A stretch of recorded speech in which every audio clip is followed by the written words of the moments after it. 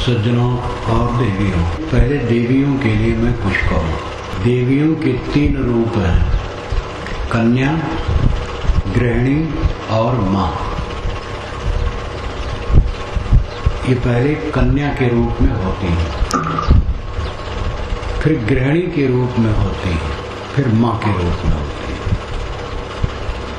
अपवाद यह है कि कोई कोई देवी साधना में लग जाती है, न गृहिणी बनती है न माँ बनती है, साधु हो जाती है। ये विरल है। जो सामान्य है उसकी चर्चा मैं करता हूँ। कन्या प्रथम रूप है। मनुस्मृति में लिखा है, कन्या पिता माता के संरक्षण में रहे और गृहिणी पति के संरक्षण में रहे और मां पुत्र के संरक्षण में रहे, स्वतंत्र कभी न रहे। ये मनुस्मृति में आया है। एक महिला ने, पढ़ी लिखी महिला ने कटाक्ष किया है कि स्त्री स्वतंत्र कभी नहीं रह सकती है, नरक में स्वतंत्र रह सकती। बचपना तो माँ बाप के अधिकार में, जवानी पति के अधिकार में, बुढ़ापा पिता के अधिकार में, कभी स्वतंत्र न रहे। नरक में स्वतंत्र रहेगी और कहाँ रहे। लेकिन ये मन के इस विचार को न समझना है। स्त्री स्वतंत्र है, लेकिन स्त्री देह की अपनी एक परवस्था है। एक विदेश की महिला ने कहा है, जो भारत में रही है, काफी काम की है, तो इसने एक भारतीय विद्वान से ही कहा कि यूरोप में स्त्रियों के लिए पूरी स्वतंत्रता है, फिर भी जो हमारा स्त्री शरीर है उसको तो यूरोप नहीं बदल सकता है, तो उसमें अपनी कुछ परतंत्रता है। लेकिन परतंत्रता में भी समझना चाहिए स्वतंत्रता है और स्वतंत्रता में परतंत्रता है। परतंत्र तो सब है। देखो, मैं परतंत्र था, यहां मुझे आना था सत्संग में, अभी मैं कह देता नहीं, मैं स्वतंत्र नहीं जाऊंगा, तो ये अच्छा नहीं था। मैं आप लोगों के सामने बोलने के लिए परतंत्र हूं, वचन दिया हूं, कहूं मैंने बोलूंगा नहीं, तो कोई बात नहीं हुई। सड़क पर चलते चलते बाएं चलना परतंत्रता है, लेकिन उसी में स्वतंत्रता है। दाहिने चलने से खतरा है। बड़ों के शासन में रहना परतंत्रता है, लेकिन उसी में छोटों की स्वतंत्रता है। इसलिए परतंत्रता बुरी नहीं है। परतंत्रता में स्वतंत्रता है, स्वतंत्रता में परतंत्रता है। एक युवक है, साधना में वो नदी पर जाके रात में बैठा है, नदी के तट पर या नदी के रेत में। एक साधिका है, युवती साधिका, वो रात में वहां नहीं बैठ सकती अकेली। ये उसके देह की परतंत्रता है, तो इससे कोई नुकसान नहीं है। घर में बैठ के ध्यान लगावे। ध्यान अगर नदी किनारे लगेगा तो घर में भी लगेगा, नहीं तो कहीं नहीं लगेगा। मन में वैराग्य होना चाहिए, तब तो ध्यान लगेगा। अनासक्त होना चाहिए। हर आदमी परतंत्र है और हर आदमी स्वतंत्र है। लड़कियां माँ बाप के अधीन रहें। आजकल पढ़ाई लिखाई होती है।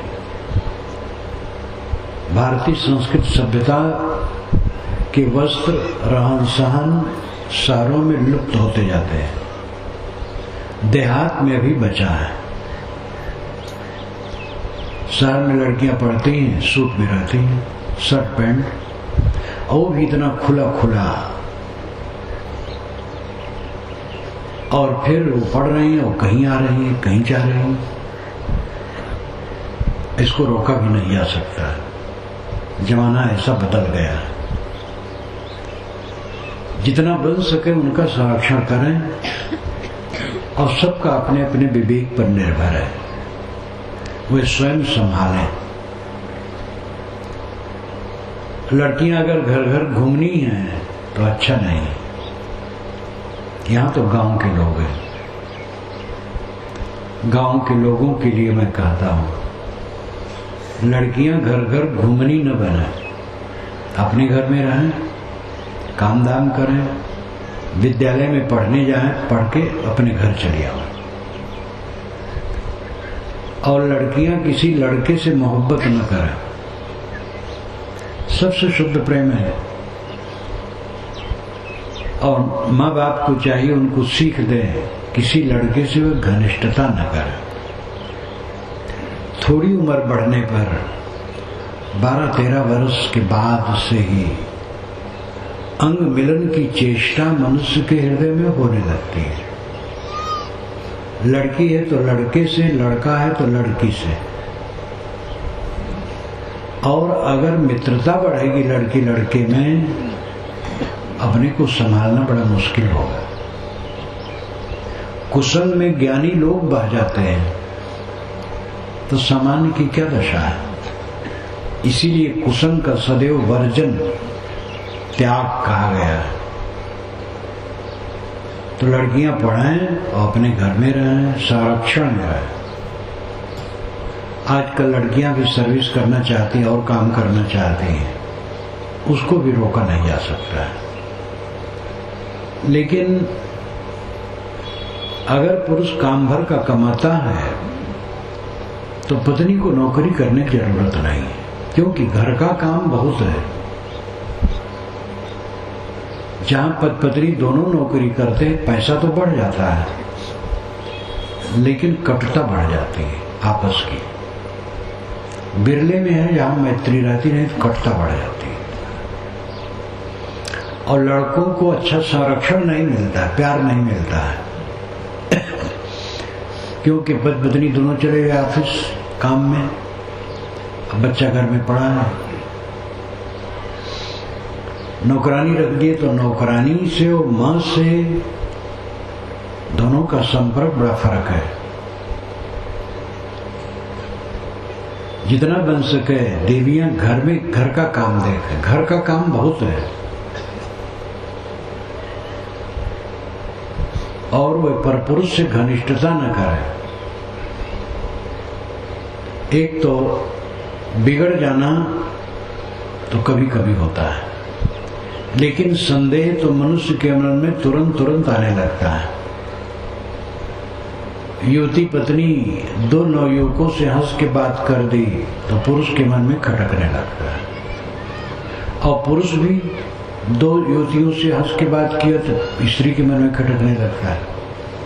संशय ऐसा रोग है, साहब ने कहा है, संशय सब जग खंडिया, संशय खंडे ने कोय, संशय खंडे सो जना जो सब विवेकी होए।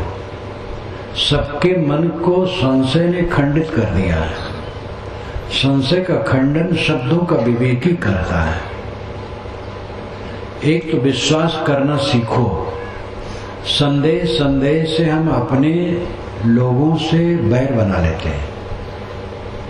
स्वभाव अलग अलग है, रुचि अलग अलग है, संस्कार अलग अलग है, गुण कर्म अलग अलग है, तो दूसरे को सहना चाहिए।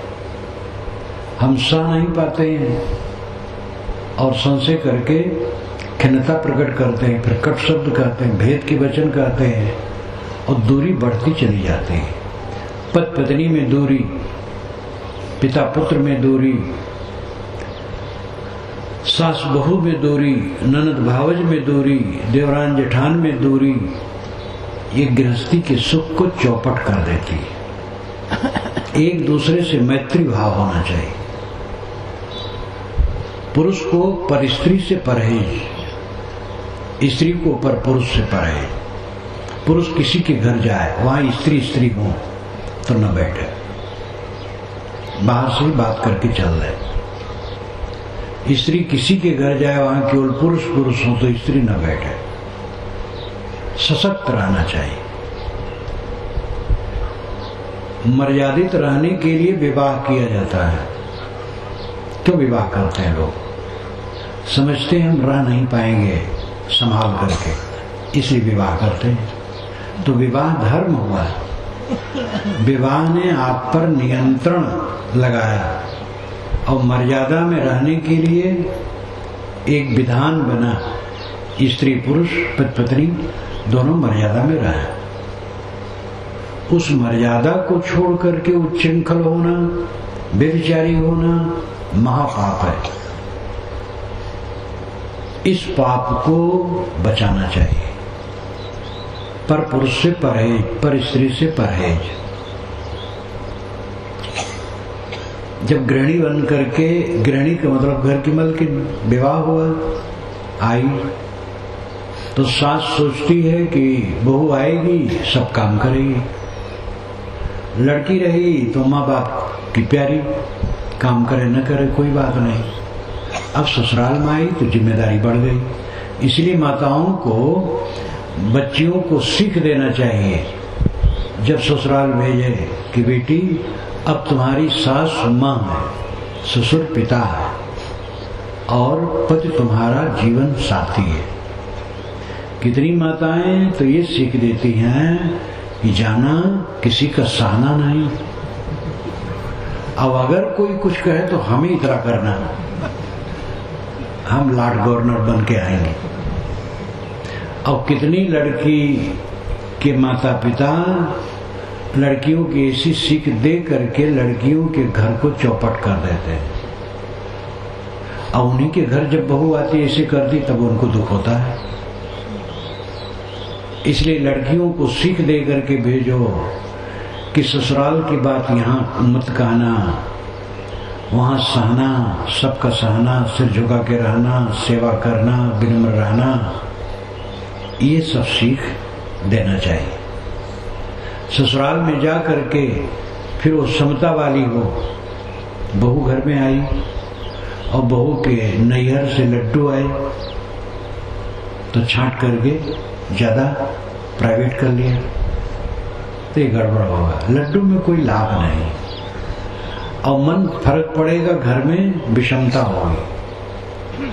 कोई चीज आए, कहीं से आए, समता भाव। एक बहू अपने पति की थाली में घी डाल देती थी।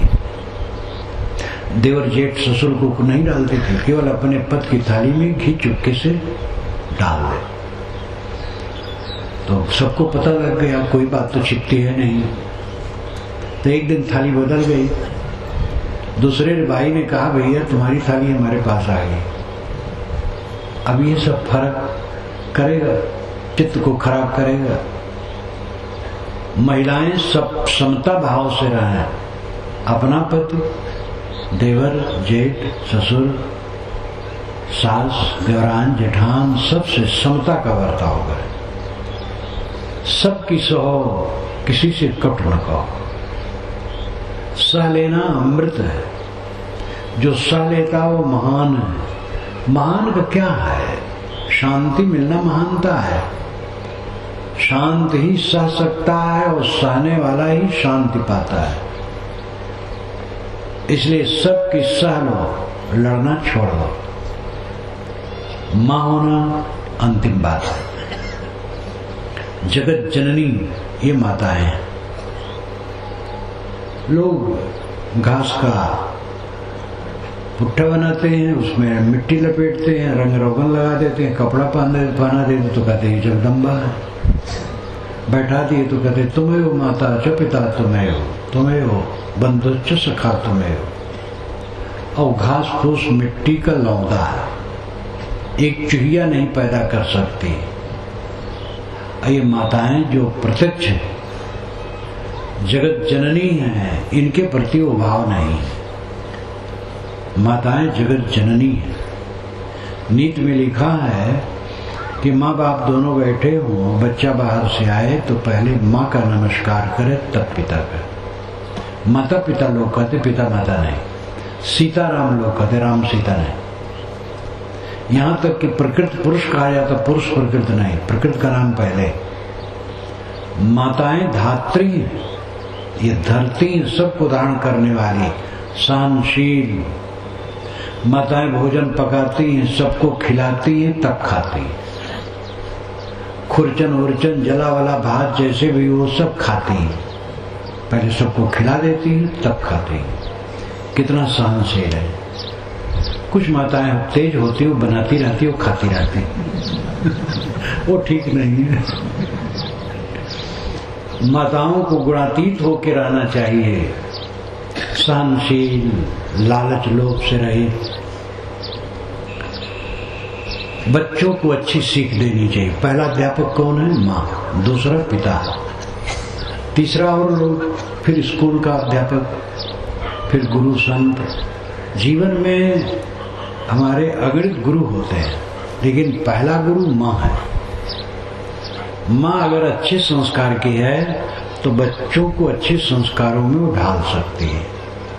कुछ बच्चे स्वयं कुसंस्कार के होते हैं, जो कोई प्रभाव नहीं ग्रहण करते हैं अच्छा, और खराब निकल जाते हैं। ये अपवाद है। ज्यादातर अगर माँ बाप संस्कारी हैं तो बच्चों को अच्छे संस्कार मिलते हैं। माताएं स्वयं ज्ञान के ग्रंथ पढ़ें।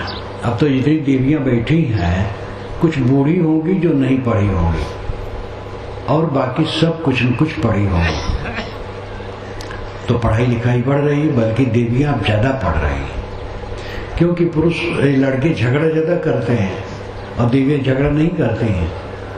विश्वविद्यालय और कॉलेजों में लड़के दलबंदी, राजनीति तो क्या क्या करते हैं, और लड़कियां चुपचाप पढ़ती हैं, इसलिए लड़कियों का नंबर आगे आ रहा है। तो माताएं भी पढ़ें, और उनके लायक पुस्तकें हैं, सब पढ़ें, समझें, अच्छे संस्कार। भूत प्रेत, जादू टोना, जंतर मंतर, झाड़ फूक, ग्रह लगन, मुहूर्त, दिशा सूल, शकुन अपशकुन, ये सब बकवास समझ में आ जाए माताओं को, तो अपने बच्चों को अच्छे संस्कार देंगे। और उन्हीं को भूली हैं भूत प्रेत, तो भूत प्रेत का संस्कार देंगे। बच्चों को वही रहेगा कि भूत है, अंधियारे में भूत रहता है।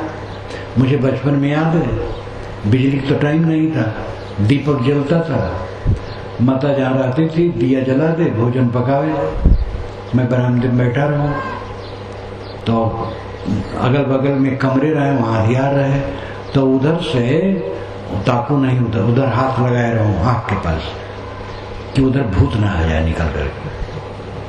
और कभी अंधियारे में से चलना पड़े तो लगे कि भूत पकड़ लेगा, क्योंकि माँ बाप ऐसे बताए थे। पहले से वो बताते बचपन से कि बेटा भूत नहीं होता, प्रेत नहीं होता, सब कुछ नहीं होता, निर्भय हो, तो ये कुछ संस्कार ना आते। माताएं अगर समझती हैं तो बच्चों को अच्छा संस्कार देंगे, बच्चों को अच्छे संस्कार दें। लोभ, क्रोध, काम, मोह, मत्सर से उनको दूर रखने की सीख दें। बच्चे पढ़े लिखे और पढ़ते समय वे किसी लड़की से मोहब्बत वे भी न करें। जो जवान लड़के लड़के मेरे पास आते हैं पढ़ैया, तो उनसे मैं यही कहता हूँ कि मानो मैं तुम्हें दीक्षा दे रहा हूँ।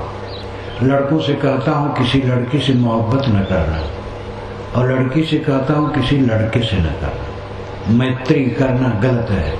मैत्री मतलब वही बस भावुकता और इकट्ठा होना और एक दूसरे को देखना और बात करना और धीरे धीरे फिर फिसलना। और जो फिसलाहट हो रही है, भुक्तभोगी लोग बताते हैं, डॉक्टर बताते हैं कि कैसी दुर्गत चल रही है। सशिक्षा और सहकर्म ये दोनों ज्वाला।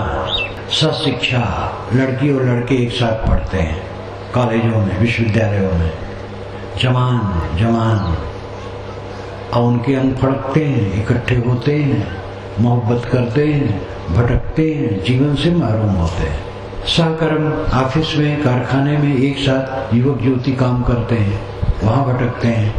और सहकर्म, सह शिक्षा रोका नहीं जा सकता है, ये बढ़ेगा और बढ़ेगा। हम लोग जो देख रहे हैं 50 वर्ष के बाद बहुत अंतर हो जाएगा, 10 वर्ष के बाद अंतर होता है। माँ का स्थान बहुत ऊंचा है, माँ ही जगत जननी है। सांचा जैसे रहेगा ईंट वैसे ढलेगी, इसलिए उनकी जिम्मेदारी बहुत ज्यादा है। अच्छे संस्कार माँ के पास होंगे तो बच्चों में अच्छे संस्कार आएंगे। इन पर बहुत कुछ कहा जा सकता है, लेकिन अब कुछ आध्यात्मिक बातें। अभी आपने भजन में सुना कबीर साहब के प्रसिद्ध भजन साधो ये मुर्दों का गांव। कैसा अद्भुत है उनका कहना। एक संत एक पेड़ के नीचे बैठे थे। एक नौजवान घुड़सवार जा रहा था। उसने कहा, जोगीड़ा बस्ती किधर है? तो उसकी भाषा से लगा महाअहंकारी है। महात्मा ने उंगली उठाई एक तरफ, उधर वो गया तो देखा शमशान और क्रोध आया। लौटाया घोड़ा, आया, कहा जोगीड़ा तेरे को अकल नहीं है? बस्ती मैंने पूछा तो शमशान की तरफ बताया। महात्मा ने कहा, बस्ती उसे कहते हैं जहां लोग बसे उनमें उजड़, और शमशान उसे कहना चाहिए जहां लोग मरे। जिसको तुम बस्ती कहते हो शमशान है, वहीं लोग मरते हैं, और जिसको तुम शमशान कहते हो बस्ती, वहां लोग एक बार जो बसे कभी उजड़े नहीं। इसलिए शमशान बस्ती, बस्ती शमशान। तब घुड़सवार को लगा कि साधारण महात्मा नहीं है। घोड़े से उधर पड़ा, क्षमा मांगा, कहा महाराज मैं ऐसा नहीं समझा। अंत को जो देखता है वो दुख से मुक्त होता है। दुख जीव का शत्रु है। किसी जीव को दुख पसंद नहीं है, और दुख से छुटकारा किसे मिलता है? जो अंत को देखता है। साहब ने कहा, इसमें गाया, नाम अनाम अनंत रहता है, दूजा तत्व न हुई। एक नाम है, एक अनाम है। जैसे सामियाना नाम है, नीचे बिछाया मैट चटाई नाम है, लाउड स्पीकर नाम है, बहुत चीजों का नाम है, और बहुत ऐसी चीजें जिसका नाम अभी तक रखा नहीं गया है। साहब कहते नाम अनाम अनंत रहता है। ये माया की चीजें अगणित हैं, कुछ का नाम है, कुछ का नाम नहीं है। लेकिन दूजा तत्व न हुई। संसार में माया को छोड़ करके दूसरा तत्व नहीं मिलेगा। जिस चमक दमक में हम भटके हैं वहां गोबर है, गोबर, वहां माल टाल नहीं। सबसे ज्यादा भटकने का साधन कहाँ है? स्त्री को पुरुष के शरीर में और पुरुष को स्त्री के शरीर में, और दोनों क्या है? हड्डी कठाड़, टट्टी पेशाब की पोटली, मांस रक्त चाम नस, गीला गीला गीला शव, यही तो है। कौन मार डाले?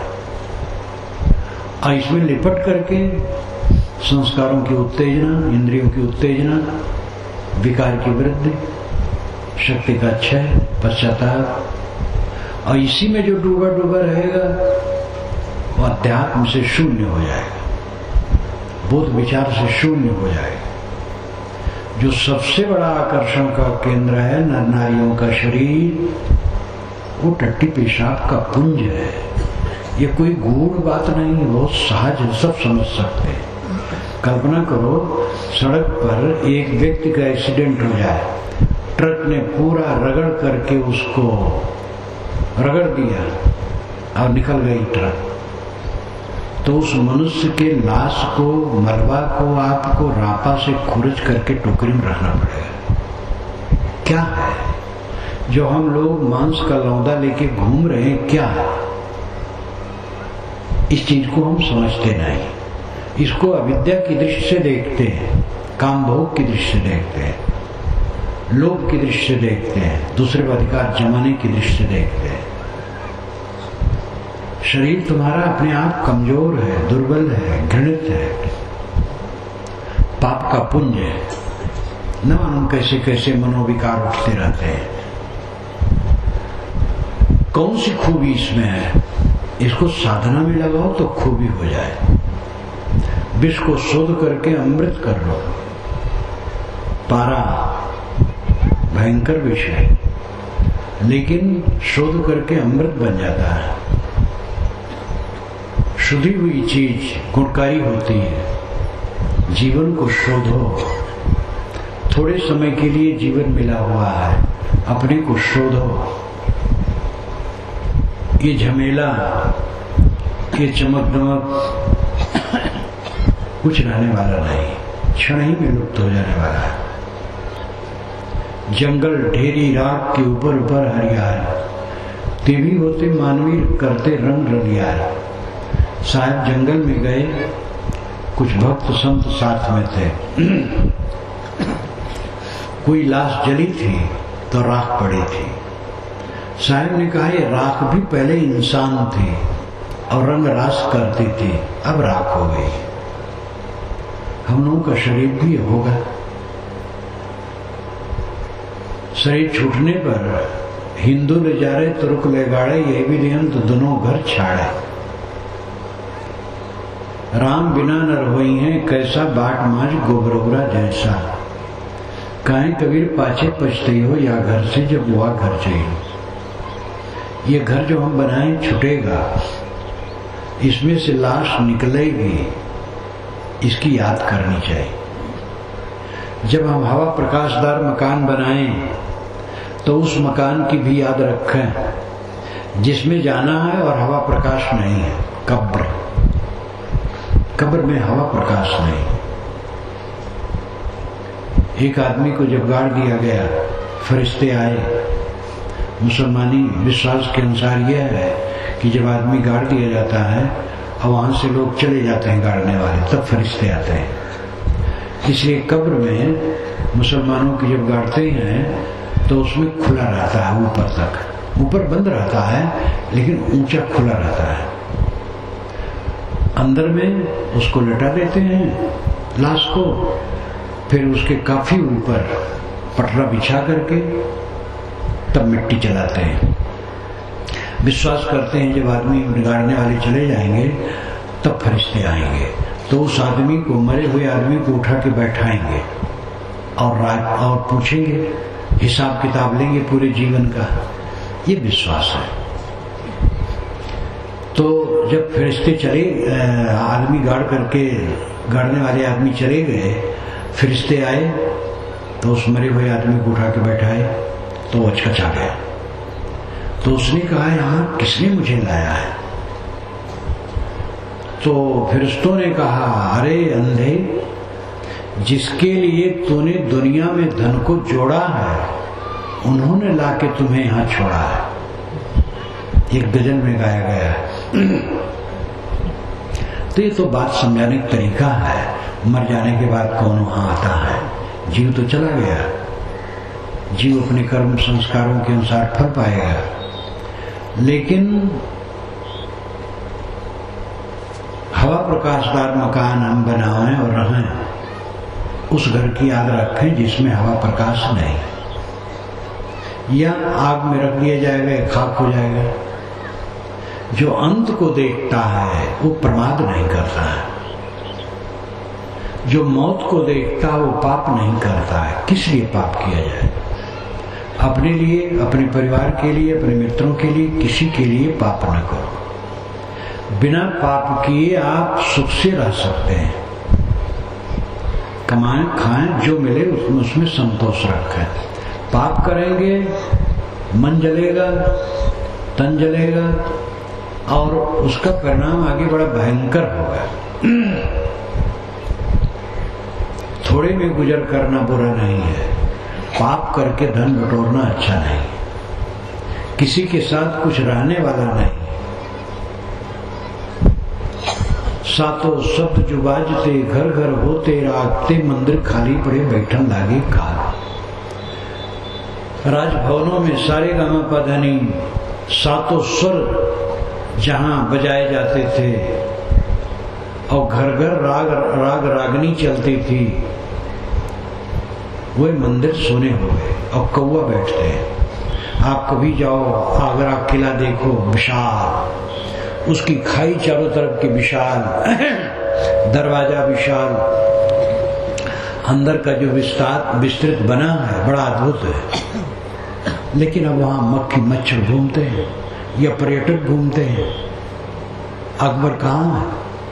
उसका दरबार विशाल चौबाहा बना है स्तंभों का, और 9 रत्नों के साथ जहां बैठता था गद्दी पर अकबर, वो भी अभी सुरक्षित है। लेकिन कई पीढ़ियां बीत गई। दिल्ली का लाल किला बनवाने वाले रहने वाले कहाँ गए? यद्वते क्वागता मथुरापुरी रघुपते क्वागतोत्तर कौशला इत विचिंत मनः कुर्सी स्थिरम न स्विदम जगत धारे। यद्वत श्री कृष्ण महाराज की मथुरा का ऐश्वर्य कहाँ गया? रघुपत श्री रामचंद्र जी के उत्तर कौशल का ऐश्वर्य कहाँ गया? आप विचारो, आप क्या करना चाहते हैं? जीवन क्षणिक है और सब कुछ बिखर जाने वाला है। संयोग होता है वियोग के लिए, मिलन होता है बिछुड़न के लिए, जन्म होता है मृत्यु के लिए। इस संसार का स्वभाव है। सारी रंग रौनक थोड़े दिन में खत्म हो जाती है। प्रातः काल की सुषमा प्रकृति की दोपहर में धाएं, शाम को फिर मधुरता लगती है, लेकिन थोड़ी रात बीतने पर घोर अधियारी, हाथ पसारा नहीं सोचता।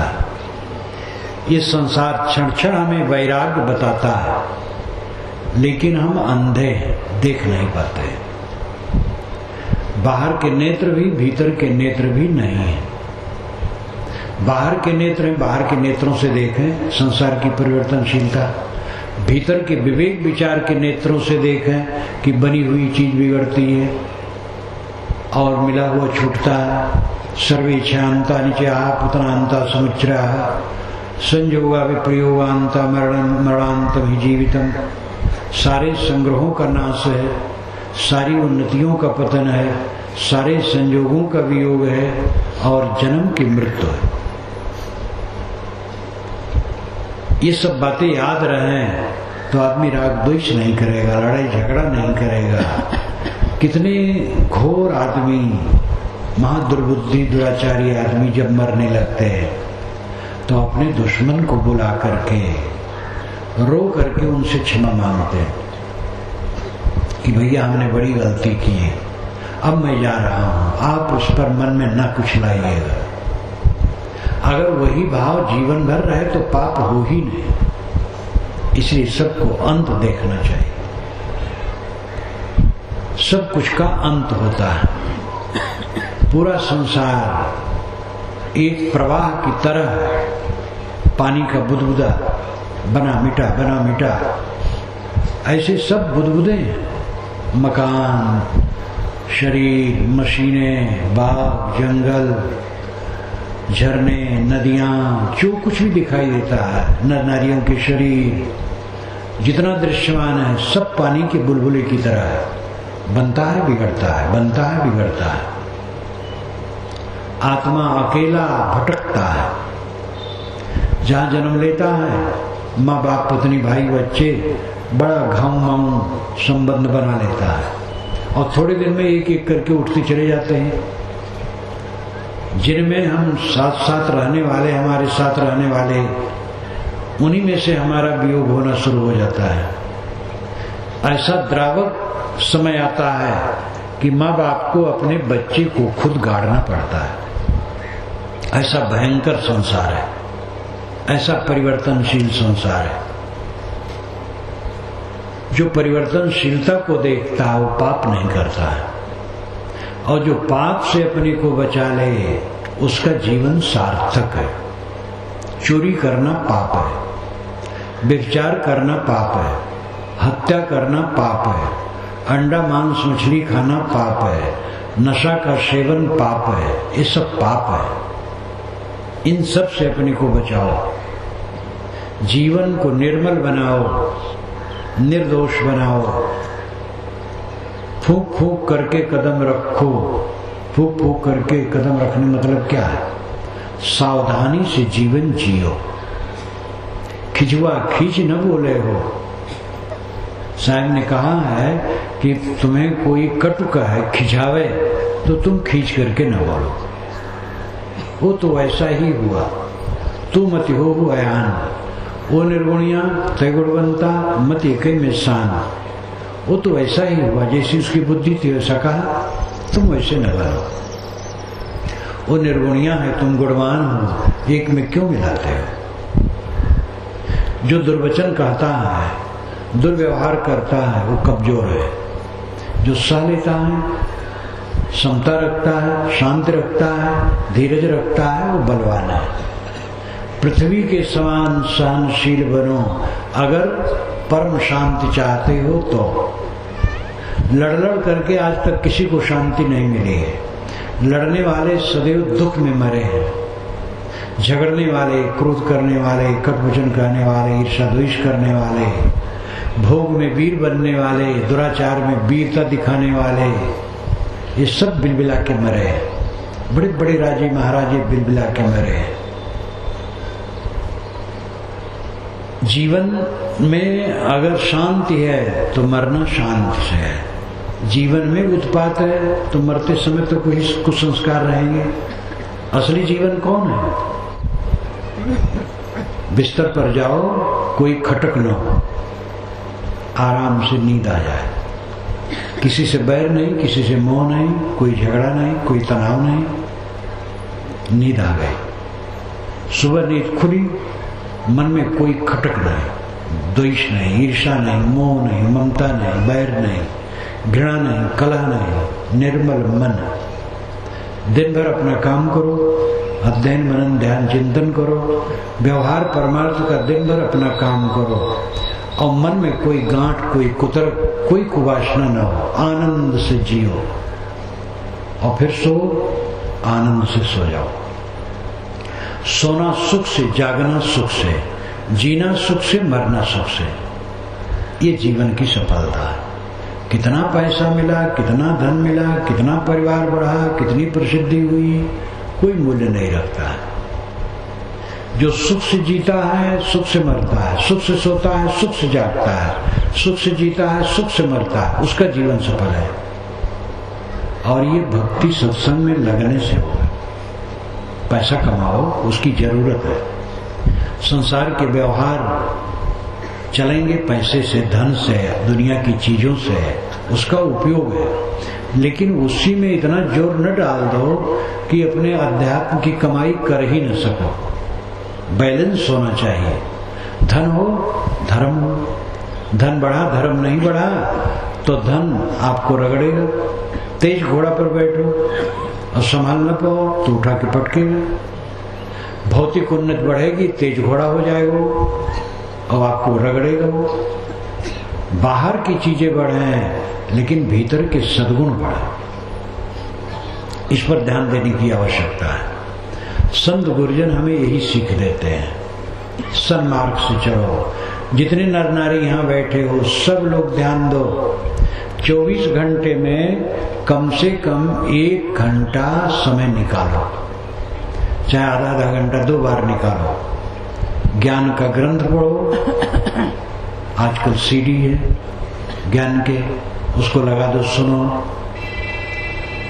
ध्यान करो, सुंदर विचार मन में लाओ, चिंतन करो कि हमारे दोष घट रहे हैं कि नहीं, सद्गुण बढ़ रहे हैं कि नहीं, इस पर विचार करो। 1 घंटा कम से कम समय निकालो। और न कुछ कर पाओ, सदग्रंथ पढ़ो। सीडी आजकल इतना सरल साधन है कि जो पढ़ नहीं सकते हैं किसी कारणवश, तबीयत वैसी नहीं, खराब है, सर दर्द है या पढ़े लिखे नहीं है, सीडी लगा दो, सुनो। आजकल तो साधन बहुत सरल हो गया है। दिन भर चारों तरफ से कूड़ा कचरा आता है। नींद खुली, परिवार वालों का उल्टा सीधा देख करके मन क्रुद्ध हुआ, आंतरिक वासनाएं परेशान कर रही हैं और व्यवहार में तो ये चारों तरफ से कूड़ा कचरा मन में आने की संभावना रहती है। और दिन भर कूड़ा कचरा आने की संभावना है, उसको बुहारने के लिए कोई साधन नहीं है, तो कैसे कल्याण होगा? जब 24 घंटे में से 1 घंटा भी समय नहीं निकालोगे साधना के लिए, अध्ययन मनन के लिए, अपने गुण दोषों पर विचार करने के लिए, तब जीवन कैसे सुधरेगा? व्यापार वह सफल है जिसमें रोज पैसा बढ़े। 1 लाख रुपया लेके कोई व्यापार किया, 6 महीने में उसके पास 50,000 रह गए, 8 महीने में 40, साल भर में 20,000 रह गए, तो दिवाला पिटना है। मूलधन बना रहे, अब आमदनी चाहे थोड़ी बढ़े, बढ़ती रहे, तब सफलता है। हमारा जीवन सबसे बड़ा व्यापार है, इसी व्यापार से सभी व्यापार जुड़े हैं। जीवन व्यापार में रोज घाटा हो रहा है। बचपना की प्रसन्नता जवानी में घट गई, जवानी की रही सही प्रसन्नता बुढ़ापा में घट गई, जर्जर होते तक महादुखी, क्लांत, पीड़ित, असंतुष्ट, ये जीवन का घाटा है। जीवन में निरंतर प्रसन्नता बढ़े, बाल पके, झुर्रियां आए, शरीर बूढ़ा हो, मन पके। प्रकृति शरीर को पकाती है, ध्यान दीजिए, प्रकृति शरीर को पकाती है, मन को नहीं पकाती है। मन को स्वयं साधना से पकाना पड़ेगा। सबके शरीर को पकाती है, प्रकृति में कोई मतभेद नहीं है। साधु गृहस्थ, पिता पुत्र, सबके शरीर को धीरे धीरे पकाती है, सब बुढ़ापा की तरफ खिसकते हैं। शरीर बूढ़ा हो, मन बूढ़ा हो। कच्चे आम चिकने भले दिखे लेकिन वो खट्टे होते हैं, पके आम में सिकन भले हो लेकिन वो मीठे होते हैं। जवान सुंदर भले दिखे लेकिन अधकचरे होते हैं। बूढ़े सुंदर भले न दिखे लेकिन वो पके होते हैं। लेकिन उनकी पकाई तब सफल है जब वो मीठे हो। ज्यादा बूढ़े कड़वे होते हैं। 4 बूढ़े जहां इकट्ठे होंगे अपने बच्चों की निंदा करेंगे। लोग मिलेंगे, भैया राम राम राम राम, कुशल मंगल। क्या कुशल कहे, लड़का कहे में नहीं। अरे यार तुम्हारा लड़का तो कहे, खाली कहे में नहीं, हमारा लड़का तो हमें गाली देता है। अब ये सब बुराई करोगे तो ये आपके लड़के के पास घूम करके जाएगा और लड़के के मन में और फर्क पड़ेगा। अगर कोई पूछे आपका लड़का कैसा, तो कहना चाहिए बहुत अच्छा है, आज्ञा मानता है, सेवा करता है। जितना करता है उतना बहुत करता है। सेवा करे तो धन्यवाद दो, न सेवा करे तो धन्यवाद दो। प्रेम से बोले तो धन्यवाद दो, कटु कहे तो धन्यवाद दो। ऐसा मीठा बनो। ये देवियां अपने बहुओं पर डटी रहती हैं, बहुओं की निंदा करते हैं। इनको ख्याल नहीं है इनकी बुढ़ापा में ये बहुएं सेवा करेंगी, बेटियां नहीं करेंगी। इसलिए बहुओं को पुत्री मानो, और पुत्र तो पुत्र है ही है। प्रेम का बर्ताव करना सीखो। शिकायत क्यों होती है? क्योंकि अंदर कटता है, वो हमारी कमजोरी है। हमारे विकार जब निकल जाएंगे तो शिकायत कहां से आएगी?